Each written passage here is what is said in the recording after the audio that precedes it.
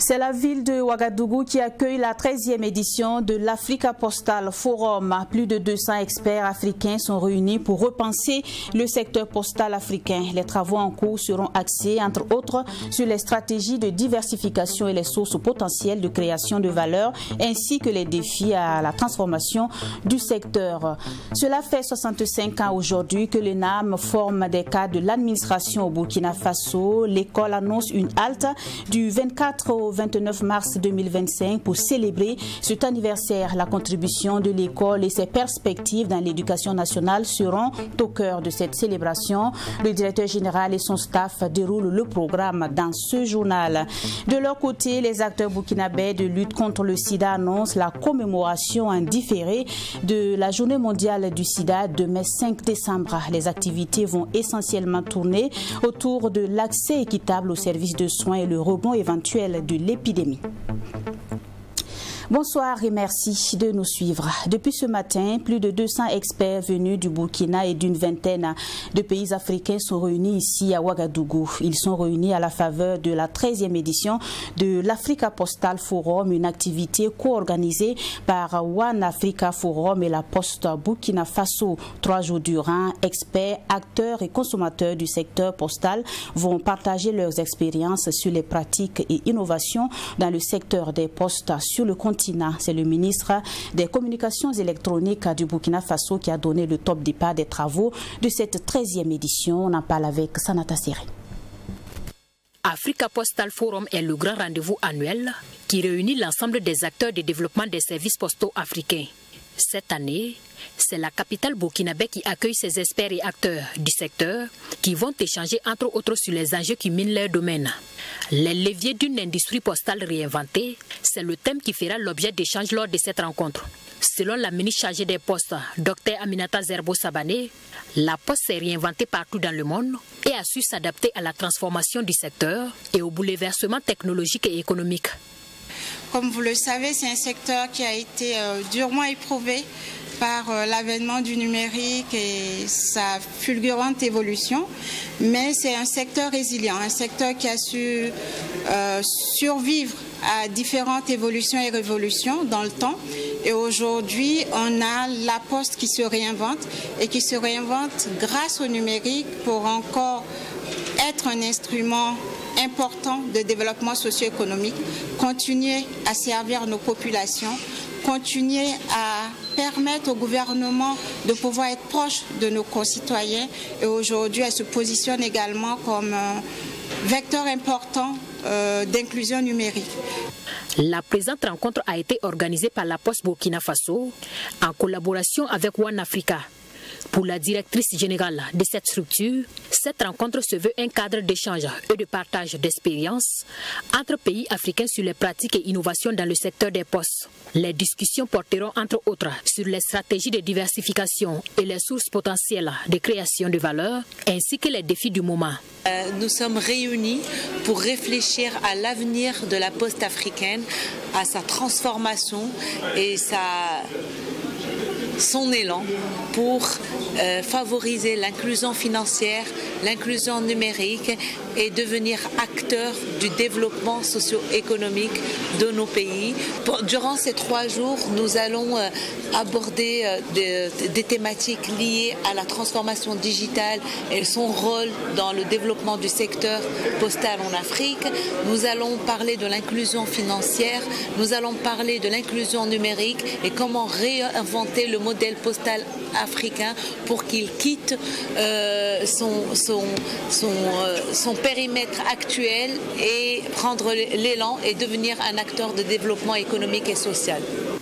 Ils sont près de 200 participants composés d'experts, d'acteurs et de consommateurs du secteur postal venus du Burkina Faso et de 25 autres pays d'Afrique à prendre part à cette rencontre annuelle. De façon spécifique, il s'agira pour eux d'échanger notamment sur la capacité d'innovation, la diversification des services, l'intégration des opérations régionales et l'investissement dans le capital humain. Et il est attendu d'eux des échanges fructueux et des propositions concrètes à l'issue de ces 72 heures d'échange. Voilà 65 ans que l'École nationale d'administration et de magistrature existe au Burkina. 65 ans au profit d'une formation des cadres de l'administration burkinabé. L'école annonce une halte pour célébrer cet anniversaire. Le clou de cette célébration va débuter du 24 au 29 mars 2025. Une dizaine d'activités reparties sur 4 mois et des décorations sont prévues à cet effet. Et pour donner les grandes articulations de cette célébration, le directeur général de l'ENAM et son équipe était face aux hommes de médias ce matin. Pour Emma Madou. Ce 4 décembre 2024 marque les 65 ans d'existence de l'ENAM, l'École nationale d'administration et de magistrature. En effet, le 4 décembre 1959, elle ouvrait ses portes sous l'appellation ENA, École nationale d'administration. Pendant toutes ces années, l'ENAM a travaillé à fournir à l'administration burkinabé des ressources humaines de qualité. Pour cet anniversaire, les responsables de l'école entendent dérouler une multitude d'activités. La célébration va se tenir sur 4 mois, c'est-à-dire du 4 décembre au 29 mars 2025. Donc, au dire du directeur général de l'ENAM, Dr Jacob Yarabatula, chaque mois des activités seront organisées et le clou de ces festivités se tiendra du 24 au 29 mars 2025 avec la sortie de 2 promotions de l'ENAM et la finale de l'ensemble des compétitions sportives. Nous aurons maintenant, dans cette période, la rencontre avec les partenaires, la sortie de promotion en présence donc des autorités. Mais février, mars en allant, c'est l'inauguration des infrastructures. Donc, nous allons inaugurer le goudron, le feu tricolore de l'ENAM, nous allons inaugurer l'Amphinassa, nous allons inaugurer la médiathèque de Canis, nous allons inaugurer le terrain omnisport de Ebomaf, nous allons inaugurer la façade moderne de Esakan, Ayamgol Esakan SA. Les 65 ans de l'École nationale d'administration et de magistrature va mobiliser l'ensemble des stagiaires de l'ENAM, aussi bien à Ouagadougou qu'à Bobo Dioulasso et Fadangourma, mais aussi les anciens élèves. Ce sera le moment pour l'établissement de faire une halte et de jeter un regard rétrospectif sur l'ensemble des défis relevés. D'ores et déjà, Dr Jacob Yarabatula soutient que l'ENAM, en tant que doyenne des écoles de formation, a pu en 65 ans d'existence apporter une grosse pierre à l'édifice du Burkina Faso. Nous avons formé l'essentiel des cadres de notre pays. Et toutes les écoles que vous avez vues émerger après sont issues justement de la dynamique de l'ENAM.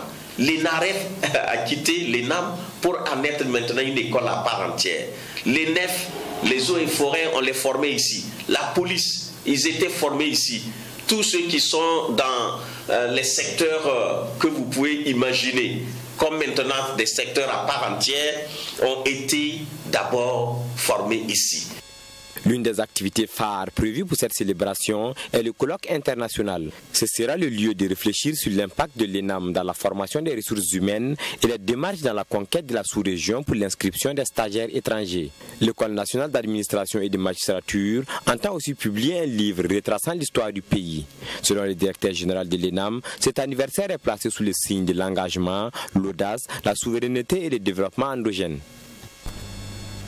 Et dans la suite de ce 20h, l'on parle coopération. La coopération entre la République populaire de Chine et le Burkina Faso se renforce de jour en jour à travers deux mémorandums signés cet après-midi même entre l'Institut des maladies parasitaires de Chine et le Burkina Faso. Des actions de lutte contre le paludisme seront renforcées. Le processus de contrôle et l'élimination du paludisme seront accélérés et le Burkina Faso bénéficiera de technologies appropriées dans le domaine du contrôle et de l'élimination de la maladie. On en parle avec Alexis Belemnaba. Des recherches conjointes sur le contrôle et l'élimination du paludisme, la promotion de la coopération sud-sud multilatérale et trilatérale. Toutes celles-ci seront désormais possibles entre le Burkina Faso et la République populaire de Chine. La mise en œuvre est scellée par la signature de 2 mémorandums d'entente entre le ministère de la Santé burkinabé, le Shanghai CDC et l'Institut national des maladies parasitaires. Pour le secrétaire général du ministère chargé de la Santé, le paludisme constitue un problème majeur de santé publique et la première cause de décès dans les formations sanitaires. Nécessité s'impose donc de prendre à bras le corps cette problématique. Il s'agit à travers donc ce mémorandum de partager l'expérience solide de la Chine en matière de lutte contre le paludisme, favoriser aussi la formation du personnel en termes de capacité à mettre en œuvre les différentes interventions en matière donc, de santé publique. Il s'agit aussi de renforcer les capacités de nos chercheurs dans le domaine de la recherche contre le paludisme. Pour le vice-président du comité permanent de l'Assemblée populaire municipale de Shanghai, la signature de ce mémorandum d'entente n'est qu'une première. Elle s'inscrit dans le cadre du renforcement de la coopération entre la République populaire de Chine et le Burkina Faso. Ce n'est pas la première fois ni la dernière fois pour nous de signer les conventions, les mémorandums d'entente entre la Chine et le Burkina. Et j'espère que cette convention va voir le jour et aussi exécutée pour la bien-être du peuple burkinabé.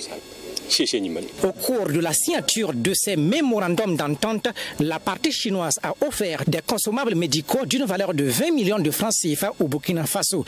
Gratitude est traduite par le gouvernement burkinabé à la République sœur de la Chine par la voix du secrétaire général du ministère chargé de la Santé. Le vice-président du comité permanent de l'Assemblée populaire municipale de Shanghai, par ailleurs président de l'Association du peuple de Shanghai pour l'amitié avec les étrangers, est en court séjour au Burkina Faso. Demain, 5 décembre, le Burkina Faso commémore en différé la journée mondiale du sida avec plus de 1800 nouvelles infections et plus de 2500 décès en 2023. Le Centre national de lutte contre le sida et les infections transmissibles veut briser la chaîne de transmission d'ici à 2030. Les activités de demain seront centrées sur cet objectif et l'accès équitable aux services de soins. Le déroulé donc du programme avec Dorothée Bambara. 1,3 million de personnes dans le monde ont nouvellement contracté le VIH selon le rapport ONU-SIDA pour la journée mondiale de lutte contre le sida. Face à de tels chiffres, les acteurs de la lutte contre le VIH-SIDA marquent une halte pour rappeler à la population l'existence de cette épidémie dans le monde. Cette journée est également une occasion pour les décideurs politiques et les personnes vivant avec la maladie de faire un bilan annuel de leur engagement dans la lutte et de projeter des actions futures. Au Burkina Faso, d'importants acquis ont été réalisés ces dernières années en termes de lutte contre le VIH-Sida. Fin 2023, la situation de l'épidémie du VIH dans notre pays faisait ressortir une prévalence de 0,6%, dont 0,7% chez les femmes et 0,4% chez les hommes. 95 000 adultes et enfants estimés vivaient avec le VIH, dont 55 000 femmes, 31 000 hommes et 9 500 enfants de moins de 14 ans. Les nouvelles infections chez les adultes et les enfants étaient de 1900. Les décès liés au VIH sont estimés à 2600. Malgré les acquis enregistrés, la situation demeure préoccupante et de nombreux défis restent à relever pour mettre fin au sida d'ici 2030 au Burkina. Il s'agit entre autres de la gratuité des examens de suivi biologique pour les personnes vivant avec le VIH ainsi que le rapprochement des nouvelles cibles. Nous cherchons à intégrer, à toucher tout ce qui est force de défense et de sécurité, tout ce qui est personnel, les VDP et également les PDI. Ce sont des nouvelles cibles qu'on constate effectivement qui sont aussi touchées par le VIH. L'intensification de la prise en charge pédiatrique, donc réussir à traiter les enfants atteints du VIH de façon adéquate et vraiment sans qu'on ne puisse perdre certains d'entre eux. Réussir à intensifier les actions de prévention. Qui parle de prévention désigne, l'action de prévention combinée désigne à la fois la combinaison de la sensibilisation, de la distribution de préservatifs et également du dépistage. Pour une réduction de la peur face au VIH-Sida, il est nécessaire d'intensifier les efforts pour prévenir un rebond de l'épidémie. À cet effet, des actions sont entreprises dans le but d'infléchir la trajectoire du virus. D'assurer la disponibilité des intrants pour le dépistage et le traitement du VIH dans les structures de soins et notamment dans les zones à fort défi sécuritaire avec des formations sanitaires fermées ou fonctionnant à minima. De l'élargissement de la gratuité des services VIH aux examens non spécifiques du suivi biologique des PV-VIH, l'intensification de la réponse nationale au VIH pédiatrique, le renforcement du programme de prévention de la transmission mère-enfant pour atteindre les objectifs de la triple élimination de la transmission du VIH, de la syphilis et de l'hépatite B de la mère à l'enfant. Au plan national, le thème retenu pour la commémoration de la Journée mondiale de lutte contre le sida est « Ensemble pour des services VIH inclusifs ». Elle sera marquée par des activités de sensibilisation et de dépistage du VIH-Sida et de l'hépatite B, couplées à la réalisation de la charge virale dans les services de pédiatrie de tous les hôpitaux. La production de l'ananas, jadis réservée aux pays côtiers, est désormais possible dans les pays comme le Burkina Faso. Des étudiants de l'université privée Baba Coulibaly est le premier responsable de la filière agricole en ont fait l'expérience. Et pour un coup d'essai, c'est un coup de maître. Après 1 an et demi de mise en terre, ils ont récolté plusieurs sacs d'ananas le 30 novembre dernier. Les précisions de Fatima Tanikima. Après une formation dans une ferme agricole à Matourkou sur la production de l'ananas, les étudiants de l'université privée Baba Coulibaly et le premier responsable de la filière agriculture ont décidé d'expérimenter la culture de ce fruit dans le jardin expérimental de l'université. Ils ont pu acquérir 600 pieds d'ananas qui ont été mis en terre le 23 juin 2023 et place à la récolte ce 30 novembre 2024. Ça se plante par rejet. C'est-à-dire chaque pied arrivé à maturité donne le fruit et tout autour, ça peut être les rejets peuvent être tout autour du fruit comme les rejets peuvent sortir du sol. Donc on enlève les rejets et on les replante pour avoir de nouveaux pieds. On entend souvent les gens dire qu'on ne peut pas cultiver l'ananas au Burkina. Donc c'est ce qui nous a amené surtout à essayer pour voir comment est-ce qu'on peut vraiment arriver à produire de l'ananas. Et l'exemple est là, vous venez de voir tout le site la récolte avec de très beaux fruits et que ça marche très bien. Et pour que ça marche très bien, Béguédao et ses étudiants ont dû diviser ce jardin en plusieurs planches. Objectif, réaliser des essais en appliquant des traitements spécifiques. Il y a eu un essai pulvérisation humus concentré sur feuilles et il y a eu un essai humus concentré pulvérisé sur le sol directement. Ensuite, on a utilisé l'engrais que tout le monde connaît, qu'on appelle le NPK. Mais la formule n'est pas celle du coton, parce que le NPK c'est 14-23-14. Ici, on est à, comment on appelle, 15-15-20.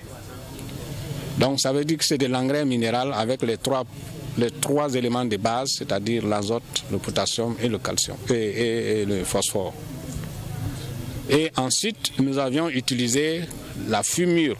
L'objectif était de faire une comparaison de rendement. Des visu, les planches d'ananas qui ont été boostées dans leur croissance par le fumier organique se sont mieux développées sur le plan végétatif. C'est du moins ce qu'a laissé entendre Béguédao. L'ananas, plus la plante est développée, plus le fruit sera gros. Donc si la plante reste de petite taille, le fruit sera également de petite taille. Parce que le fruit est porté par une hampe florale. Et lorsque la plante ne s'est pas bien développée, si le fruit est trop gros, la hampe casse et le fruit tombe. Donc il faut d'abord chercher à ce que la plante se développe. Si la plante est bien développée, vous allez avoir un gros fruit. Sinon, c'est le contraire que vous allez obtenir. Pour ne pas obtenir le contraire, il faut aussi protéger les plantes d'ananas du soleil sous nos cieux, conseille Béguédao. Selon lui, il faut cultiver l'ananas au Burkina Faso avec une autre culture qui peut produire de l'ombre afin de protéger cette plante du soleil. À défaut, il existe des chapeaux en papier craft pour jouer le rôle de protection. Pour la 15e fois, la troupe Razan-Rima de Bibata Nana a tenu le pari de réunir en une soirée l'ensemble des chefs coutumiers du Burkina Faso. Nous parlons de la 15e édition de la Grande Nuit d'hommage aux autorités coutumières. Cet événement, placé sous la présidence des ministres d'État Bassolma Bazier et Jean-Emmanuel Ouedraogo, se veut un cadre pour rendre hommage à la chefferie coutumière pour le travail qu'elle abat dans la promotion des traditions et aussi dans cette lutte contre le terrorisme. Nous restons avec Bourema Amadou pour suivre l'ambiance. Pour tout ce qu'ils font pour la promotion des us coutumes du Burkina Faso et aussi leurs apports dans la lutte contre l'insécurité, ils sont aujourd'hui à l'honneur. Eux, ce sont les chefs coutumiers du Burkina Faso. 15e du genre, cette soirée rend hommage à l'ensemble des chefs religieux pour le travail qu'ils abattent pour la promotion des traditions ancestrales. Pour ce faire, des distinctions ont été attribuées à ces personnalités coutumières en guise de reconnaissance. Une initiative de la cantatrice Bibata Nana appréciée à sa juste valeur par la chefferie coutumière. Et une valorisation de la chefferie coutumière vaut donc l'amélioration des conditions de la chefferie coutumière. Aujourd'hui, nous assistons donc à un regain de nos coutumes et de nos traditions. Les gens reviennent à la source et c'est vraiment donc à saluer et donc profiter donc de cette occasion et tirer la sonnette d'alarme sur les uns et les autres qui délaissent les cultures, la culture burkinabé au détriment donc de notre culture. Actuellement, nous assistons donc à une montée en puissance des jeunes qui s'approprient cette culture burkinabé, qui aiment cette culture burkinabé. Nous sommes des chefs coutumiers, nous sommes les témoins, ils nous appellent, ils nous accompagnent tout le temps. Présent à cette nuit d'hommage aux autorités coutumières, Bassolma Bazier, ministre d'État, ministre chargé de la fonction publique, a tenu à saluer la contribution des détenteurs de la tradition pour leur accompagnement dans la lutte engagée pour la reconquête du territoire national. Il soutient que le gouvernement burkinabé donne une place importante à la chefferie coutumière, d'où l'institution du 15 mai. Le gouvernement, face au cas qui s'est déroulé à Soleil, nous avons fermement pris l'engagement qu'à partir de ce cas, nous n'allons plus jamais admettre qu'un individu, qui soit-il, constitue un environnement par lequel on viendra insulter un chef traditionnel, encore moins s'en prendre à lui. Le 15 mai, nos notabilités, vous êtes à féliciter. Le capitaine a dédié la journée du 15 mai. Et regardez le 15 mai, ce que vous avez fait. Vous avez laissé un peu d'eau dans toutes les localités. Et regardez comment la saison a été. Rendre hommage aux chefs coutumiers est un acte à encourager selon les parrains de la présente cérémonie. Cette activité est pour eux une occasion de magnifier l'ensemble du peuple burkinabé. Donc j'accepte à tout moment de les accompagner parce que pour moi, ce n'est pas ce dont nous magnifions qui est le problème, mais nous tous, nous sommes dans ce contexte. C'est-à-dire un pays sans dirigeant, ce n'est pas un pays. Donc si nous magnifions ces valeurs, je crois que c'est nous-mêmes que nous donnons nous-mêmes la valeur ancestrale. La Grande Nuit d'hommage aux autorités coutumières 2024 est placée sous le thème valeurs et pratiques culturelles à l'épreuve de la cohésion sociale.